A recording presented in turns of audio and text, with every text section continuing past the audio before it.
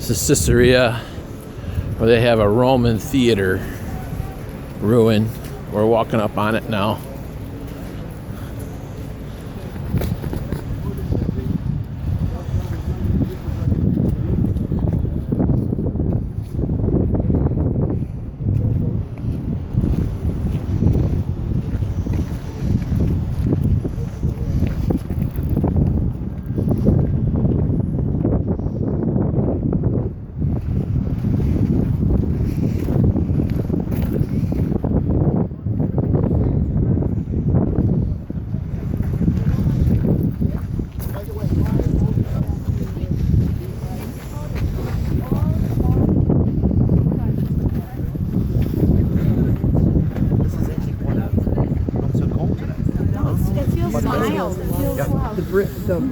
Hey, Aaron.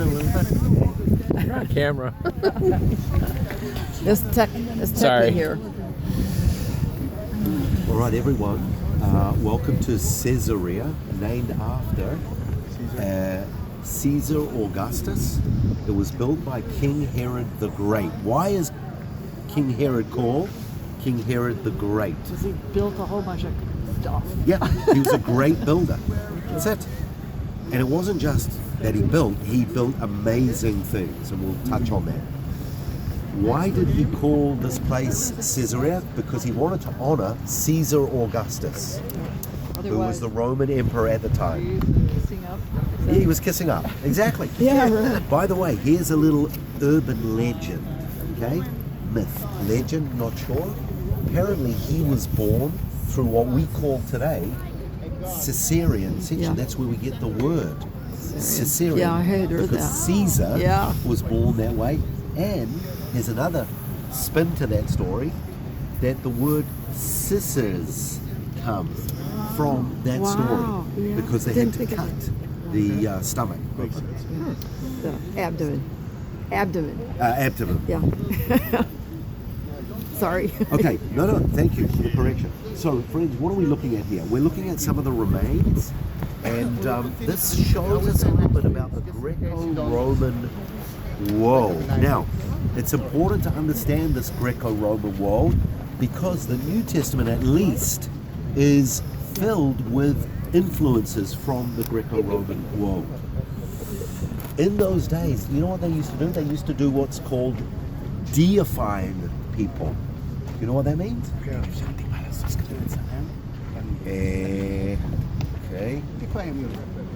Ain't how bad my call. If we can just move over a little bit.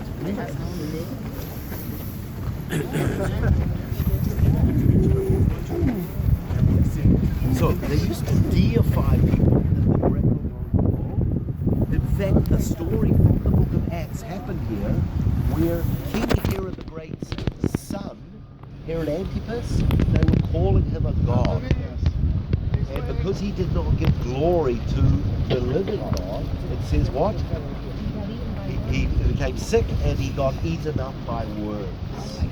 Which could be an idiom. Probably was an idiom. You know? It's like we say, what's eating that person? It's probably an idiom. Probably worms didn't eat him. Okay? You know, here's another idiom that we use today. That person is talking behind my back. So in 100 years' time, if some culture was to read that, they'd be asking, what's he doing? Standing behind his back talking. It's an idiom.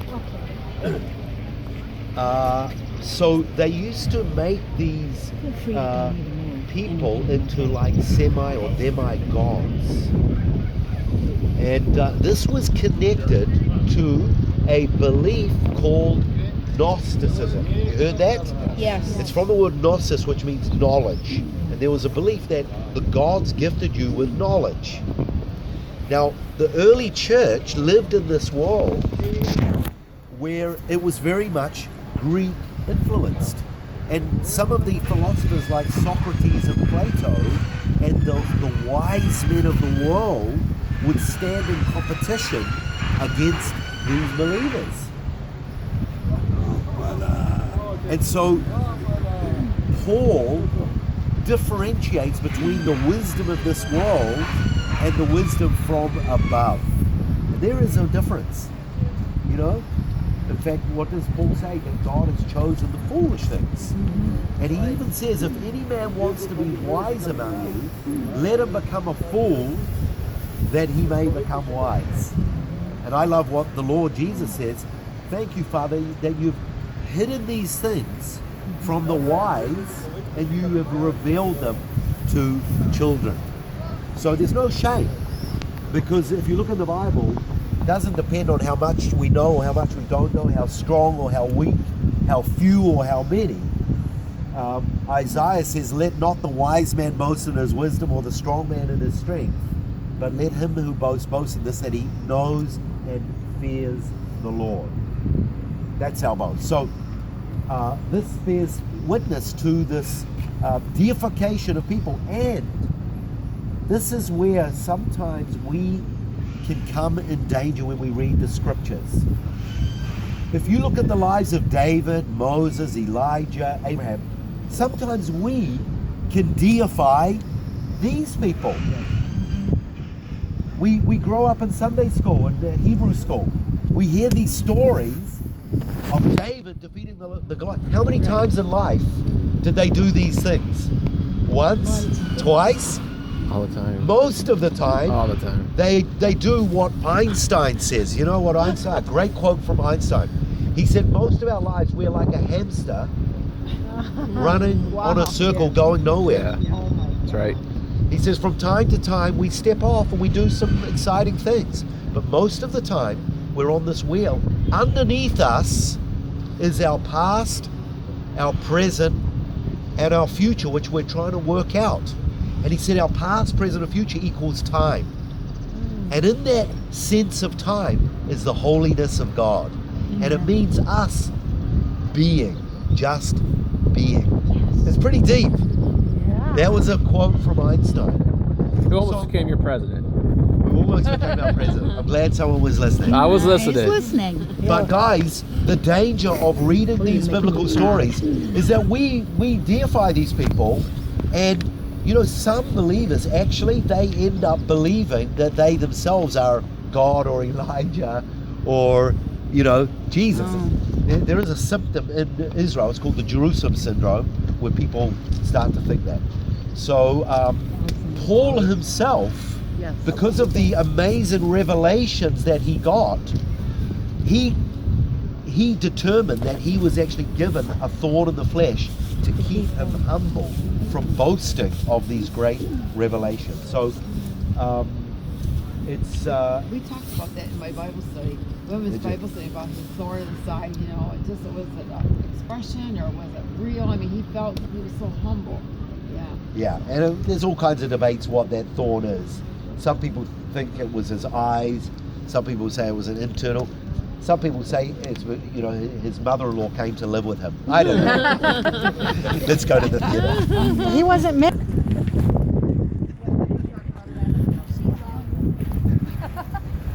Yeah, hawk. Look at the hawk.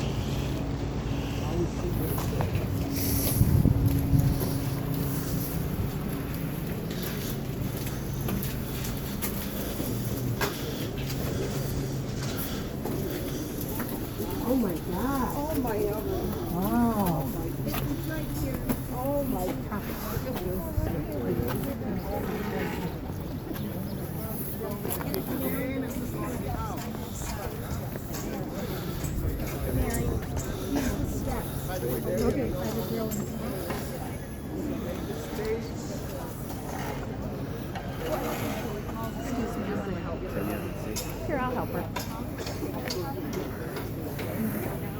Come and sit.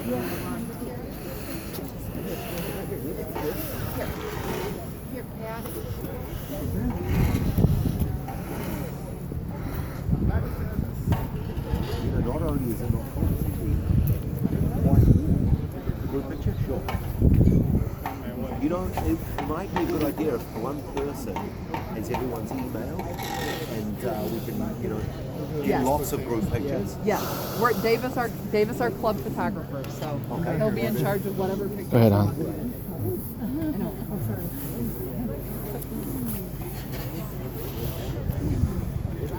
The ring was wrong. Yeah, where are you? Come over here by me, please. Okay, there you go. Look. Count 3, everyone. 1, 2, 3. Now, yeah. Next thing you know, come over by me. We are husband and wife. Okay. You're good. Have a break. Oh, that's row. We are all time together. So, welcome to the theatre. This is a big part of the Roman, or a Roman city. King Herod built the city in only 12 years. The main reason he built the city. Any idea why he built the city? Yes, that's the answer, but Watson? Trade. Yeah. Exactly. He actually built a port here. Now, pardon? You know the first Deepwater port? Thank you. Yes. Some people have read the handout that Yanni. Excellent. I will talk how he did that after. But by doing so, he controlled all the trade going along the Mediterranean from Egypt in the south right up to places like Tyre, Sidon, Phoenicia, which is today's Lebanon. Now, Josephus Flavius, have you heard of a historian, Jewish historian called Flavius Josephus? Probably our most important historian from the Second Temple period. He actually tells us that this port could hold up to 700 ships. So it was huge. And I'm talking about, you know, big ships. So that was good money because there was nothing really substantial here to make money from except for taxation, slave labor, a little bit of pottery, agriculture. So by taxing all the ships to and from, it was a good way of making money. Part of a Roman city is what we're sitting in, and that is a theatre. Because it was important for Herod to entertain his soldiers, because here was the headquarters for his soldiers. This was his capital. Not now, but I will actually touch on why the Romans actually came to this land in the first place. We all know that the Romans were here, but why did they actually come? It's a very interesting story. I'll get to that a little bit later. But what do they do in the theatre? Well, number one, they reenacted a lot of the Greco-mythological stories like Zeus and it's just gone from me. Some of these heroic figures. Hercules, all these, Mars, all these Greco gods. Dionysius, Narcissus. That's connected to those statues where they deify people. There was a Greek god called Narcissus who was walking along the bank of the river and he saw his reflection and he fell in love with himself. And then he went to go and touch himself and he fell in and drowned. And this is a psychologist and psychiatrist. They treat a sickness today called narcissism, which is an unhealthy love of self. What was he the god of? Well, he basically was a god. Yeah, it was just his name. And the belief is that when you follow and when you worship this god, part of it is that you're supposed to develop a greater love for yourself. Okay? So it's kind of a counterfeit. Instead of knowing how much you're loved by your Creator, who created you the way you are, big noses and everything. And from that, you get a healthy self-love. This is like more of a vanity love. Yeah. Well, what happens is you actually look within yourself with this gnosis that you have, and you actually find out that you are a god. That's how it works. What do we call that today? Would you I say? like that. Would you say? Yes, but there's another name for it. Is it pantheism? New Age stuff? New Age. New Age. That's classic New Age. New Age. I know that because my wife, before she was a believer, she was heavily into the New Age. Now, what else did they reenact here? If up in the road, you know, a 100 soldiers fought some Idumeans or Jews, today we can look on the news and we can see the footage. Here they would reenact some of those battles, where they would get all the props and the costumes, and it was good entertainment. Did they bring? No, it's not.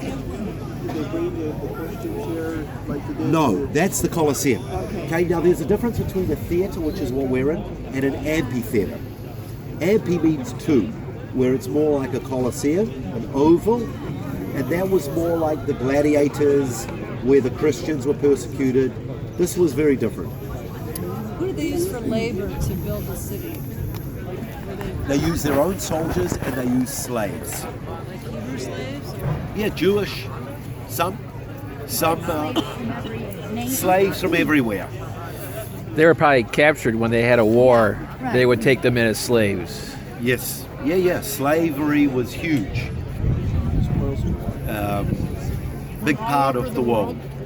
Pardon? From all over the world. From all over this Area, region. Mediterranean, Middle Eastern area. Slaves, I think of Africa. Yeah. Pardon? No, I think of Africa.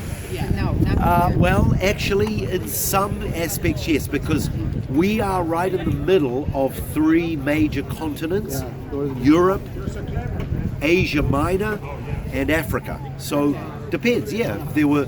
It all depends where the Roman Empire spread, and it did spread this whole region, including down to Alexandria in Egypt. So yes, Okay. So there were some. there were. I Yeah. have a question about the name Caesarea Philippi. Yes. Put them together. Caesarea and Caesarea Philippi are two completely different places. Okay, I didn't know. And I think we've got it on our program to go to Caesarea Philippi. Maybe not. Okay, I'll tell you. No. Caesarea, which is here, was built by King Herod. When King Herod died, his kingdom was split up between his three sons. So in the Bible, in the New Testament, there are four Herods. Herod the Great, who lived around the time that Jesus was a baby, and then three other Herods, which were his sons: Herod Archelaus, Herod Antipas, and Herod Philip. So one of his sons' names was Philip, and in the very north, which he ruled, he built a city there, and he called it Caesarea Philippi, named it after the Caesar and named it after himself.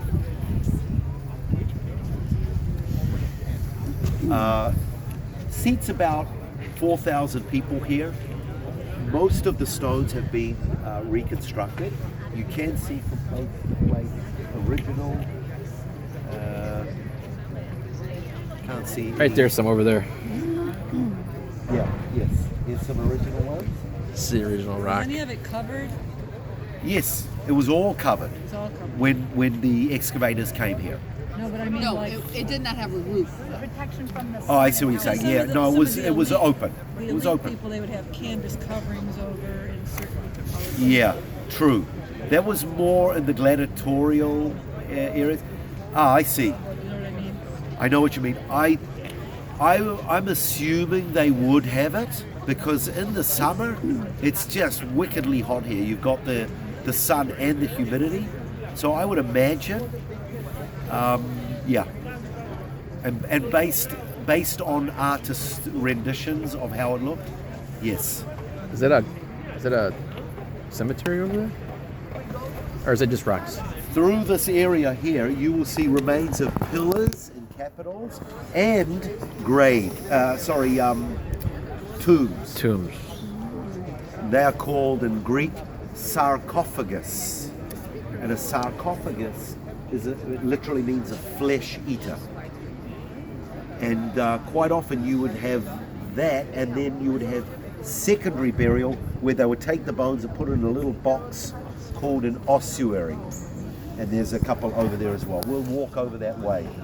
The acoustics are so good here that even today we have national and international concerts. So the way that it's shaped, apparently you can stand right in the middle next to where that man cleaning is.